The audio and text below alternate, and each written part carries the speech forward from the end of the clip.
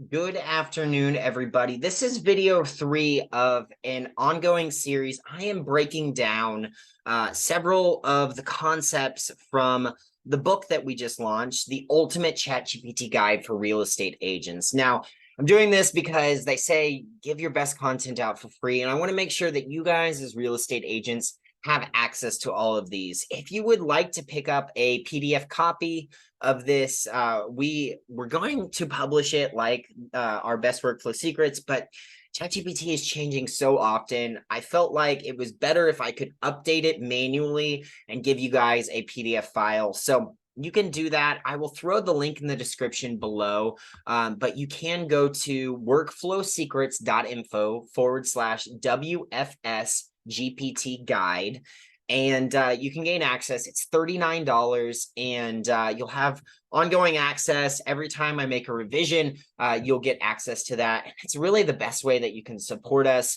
other than maybe liking, subscribing, and sharing these videos. But what I'm going to be covering today is a concept that we have been focused on in the past, and it is writing better prompts. So I have 8 tips for you guys, plus an additional 7, formulaic things that you can do. And so on the left-hand side of the screen, you're going to see that have them written out. And this is just I basically took the excerpt from the Ultimate ChatGPT Guide for Real Estate Agents, and I threw it in a doc so I could see it a little clearer. But writing better prompts, that's the focus of today. So very first, what you need to think about when you are writing a ChatGPT prompt, if you want to become a prompt engineer, it's all about how you write prompts, how you're able to articulate, how you're able to gather and record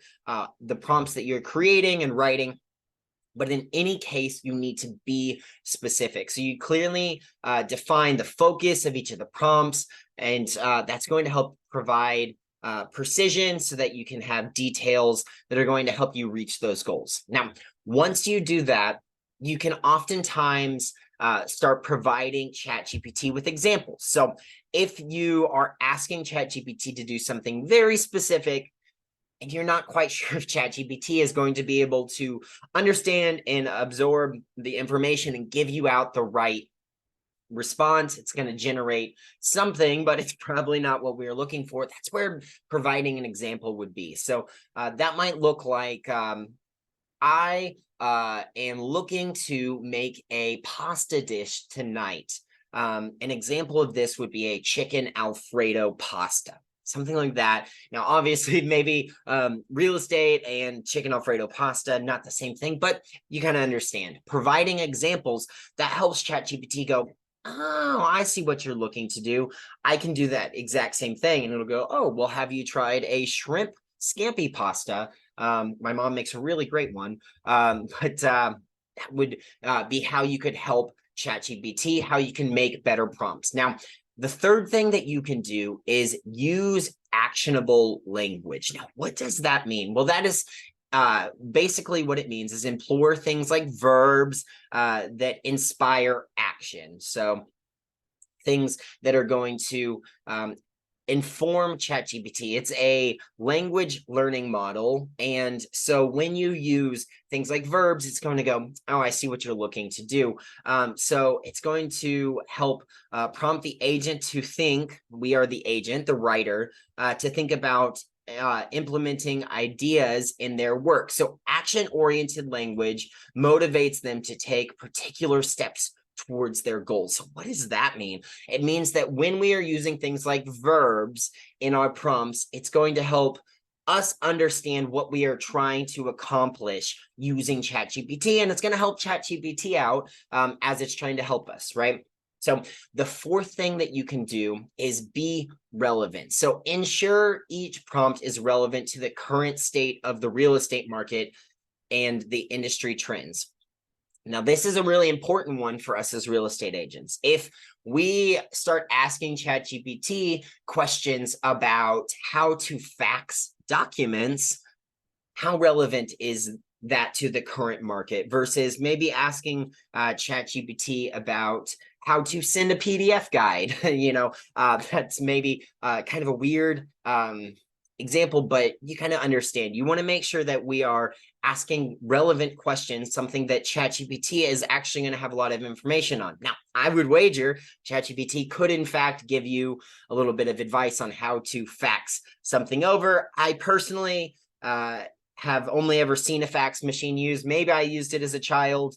I have been around technology my entire life, but man, if you put a fax machine in front of me, I couldn't do it. So be relevant. This allows agents to stay informed and adopt their strategies accurately. So when we are using the most current data, when we are using trends in real estate that are current, we're talking about lead generation through social media. We're talking about client experience for that home buying process that is relevant to today. It's going to help ChatGPT give us out good responses that are accurate and help them be very accurately strategic in overall terms. So address pain points. So this is considered a very common challenge faced by real estate agents to create prompts that directly address their issues. So you as a real estate agent, if you are asking ChatGPT for help with something, you can say things like, I am struggling to build a good lead generation guide. And ChatGPT now understands your issue and it can help solve those issues. So by doing so, agents can generate ideas that help overcome these obstacles and encourage their day-to-day work. So things like, I am struggling with ... I don't know how to ...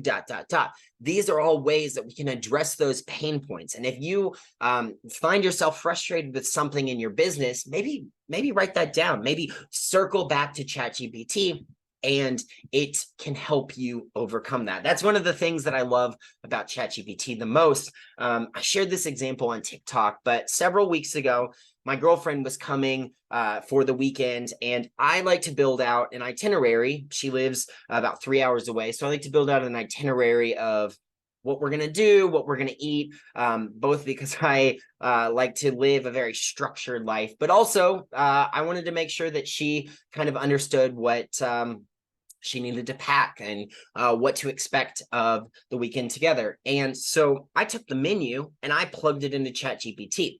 And once I plugged that menu into ChatGPT, I said, can you create a grocery list for me? I'm going to go shopping at Walmart and it would be really helpful. And boom, all of a sudden it has a itemized list of all of the things that I needed to go pick up from Walmart. And it was so helpful. It made my usual 2-hour-long Walmart experience very quick. And it addressed that pain point that I have of not quite knowing the different ingredients that I needed for the menu items. And then I didn't have to go searching for them. So it's those small time savers that ChatGPT is really great at. Now, the sixth thing that we need to focus on is cover different areas. So this includes a wide range of topics related to real estate, such as lead generation, transaction management, marketing, negotiations, inspirations, aspirations, repairs, escrow, title, closings. Now, anything in the real estate process and your real estate business that you think you could have something built for, ChatGPT can help with that. It's the really cool thing. And this is actually something that we are focused on with the Systems Accelerator Manager, SAM, the software that I'm building for you guys. And what it is a systems builder. And we are not yet in beta, so I'm just kind of teasing it a little bit. And I'm going to tease it throughout all these videos, so I hope you don't mind. If you're interested, you can go to workflowsecrets.info/SAM beta. Throw the link in the description. You can get beta access. I'm looking for 20 tech-empowered real estate agents, but essentially you share a little bit of information about yourself, your business, and then you can start building out things using SAM, the Systems Accelerator Manager, by clicking buttons. So maybe you want a lead generation piece that is a guide for first-time home buyers. Now I've clicked 3 buttons. Boom, SAM's going to pop out a guide that is for first-time home buyers. Now we can take that, we can tweak it a little bit, use our own expert as the real estate agent, and boom, I've taken what I have kind of surmounted to about a 30-hour-long process of building a system, and I've done it in about 10 minutes. And I'm just so excited for this. This is going to be, I personally believe, a transformative piece of software for the real estate industry. And it's all about covering different areas. We're going to be able to help you with the conversions or the lead generation, the operations, the stuff inside your business, the retention of past clients and getting them to come back time and time again. The more past clients we have coming back, that is just, it's a slam dunk of getting more transactions each year, because they already worked with you. They loved what you did. And you're not having to go and bring in new leads, and you're not having to focus on that 30, 60, 90-day process. These are past clients. They already know who you are. They already know how to work with you. They know what kind of value you as a real estate agent provide. Now you just have to do it again. And then the experiences, and that's kind of interwoven through all of those, and that's focused from the core strategies. This is a framework Mark built out, and he shared with real estate agents for the last 3 decades. He's helped thousands of real estate agents through business coaching find their own version of success. And I took that framework and I built it into the Systems Accelerator Manager software. That's my soft pitch on that. But it helps you cover different areas of your business. And this comprehensive approach is going to help you just kind of build out a really powerful business system. It's going to help you spend less time in your business and on your business, so that you can start focusing on creating better client experiences, better relationships with real estate agents. That's something Mark shares all the time. We come to real estate to build great relationships, to help people achieve their dreams. And so that's really important. Now, number 7 is encourage creativity. So I don't know about you, but sometimes I find myself sitting at a Google Doc and the little cursor is blinking and it's a blank page. I just don't even know where to start. And when we use ChatGPT, we can help just expedite that process of sitting there going, man, I know I need to build something, but I don't know where to start. And it's just so frustrating, but it can give you ideas. It can help you start somewhere. I need to build a lead generation piece for new construction. Just tell that to ChatGPT. Boom, it's going to build you something. Maybe it's not perfect. Maybe it's not exactly what you want, but it's something. And we can start from there, and we can start to ideate and encourage. And that is how we are using ChatGPT to expedite our overall creative process, right? Now, number 8, the last one of my first 8 tips are be concise. Keep your prompts short. Now, I don't know about you, but on TikTok, I see a lot of real estate agents. I see a lot of ChatGPT users have these just mountains of paragraph that they plug into ChatGPT. And typically what happens is ChatGPT goes, whoa, that was way too much information. And it doesn't give them a good response. So if you keep your prompts as short as possible, this is kind of the skill that comes into prompt engineering, really focusing on keeping those prompts as short as possible. It allows you to use the chat and use this conversation with ChatGPT to inform better answers, right? So think about it this way. Have you ever sat down with someone who is having a conversation with you, and you've just shared every single detail, item, experience, opportunity, everything in one go, and then expected them to have a great response to you? No, absolutely not. You may ask them about how their day was, ask them about the specific thing that they talked about in their day, and then ask them about how that specific thing that they talked about in their day helped them think about something else. Conversation kind of flows that way. So why, if we are using a conversational language model, ChatGPT, would we do anything other than that? So be concise and use the back and forth with ChatGPT to help that. So those are the 8 initial tips for how to write better prompts, but I do have 7 more little actionable items. So additionally, when we are crafting prompts using ChatGPT, you can follow some formulas. So you might ask yourself, 7 formulas? What a deal. So when you're doing it, you want to start with a clear intention. So I like to say, start with a clear intention. You have to know what you want to do, where you are currently, where you would like to go. You have to really think about, okay, what am I trying to accomplish here? It's no different than when we're Googling something. When you Google something, you might think to yourself, man, I know I need to search something, but what do I need to search? What am I looking to find?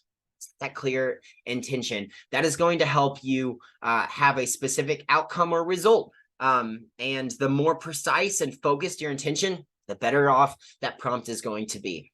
Now, the next thing you can do is personalize that prompt. So you can start to infuse your unique voice and perspective into the prompt. Use phrases that resonate with you and reflect your authentic style of communication. Now, the reason I just kind of poo-poo at these pre-built systems that a lot of CRMs have that agents will build and then they'll try and sell to people workflows for my RealVolve users, that's Mark's company.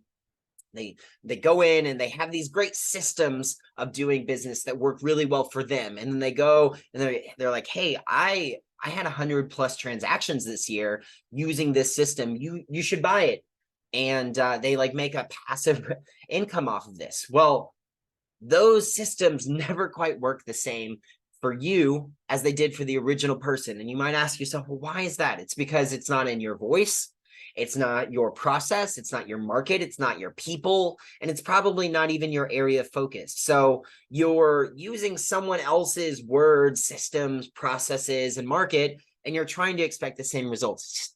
It doesn't work that way. It's an easy button that does not accomplish life easier. So when you're doing that, applying that personal touch, applying your own communication styles, this allows ChatGPT to understand exactly what's going on, and it establishes a strong connection between the prompt and your subconscious mind. Now, we can kind of get into a little bit more of some lofty thinking concepts, but you as the creator are putting into life these prompts. You're writing something down. You're making it into something that is written, right? It's no different than painting a painting. It's no different than writing a book or a story or a poem. You're creating. And so if you are able to personalize what you're creating and ChatGPT understands specifically how you do that, it's going to help you out a lot.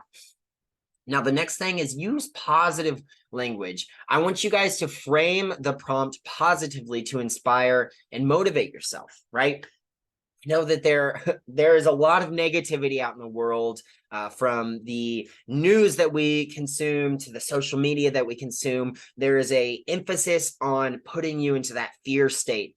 We don't have to do that with ChatGPT. Let's use positive language. Focus on what you want to achieve rather than what you want to avoid. If we focus on the positive, we are going to be better for it. Now, one of my favorite stories comes from one of my favorite people in general, Tony Robbins. I'm sure a lot of you guys have heard about Tony, and he talks about getting to go drive in a race car. And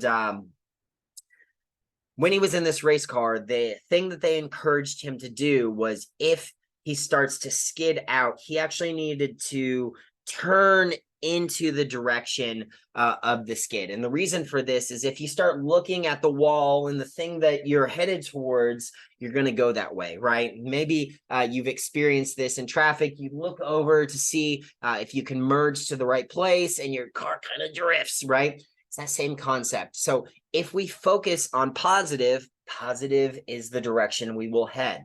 And I'm just going to kind of leave it at that. But man, I think that's a really powerful reminder. So make those prompts present and action oriented. We kind of talked about that in that top 8. You really want to phrase those prompts as if you have already achieved the desired outcome.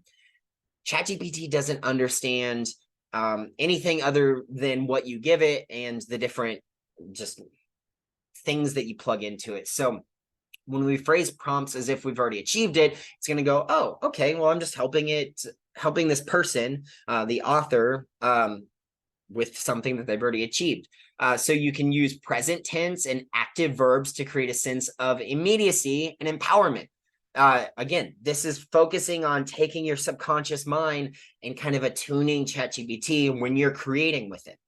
The next thing is including emotional impact. So when you incorporate emotional changes or emotionally charged words or phrases that evoke strong positive feelings, relationships to that desired outcome, that we have now learned that we should make it something that we have already achieved when we're writing these prompts, it's going to help deepen and reinforce the power of this prompt through that emotional connection. Again, the better we understand what we're trying to do, the better we can create it.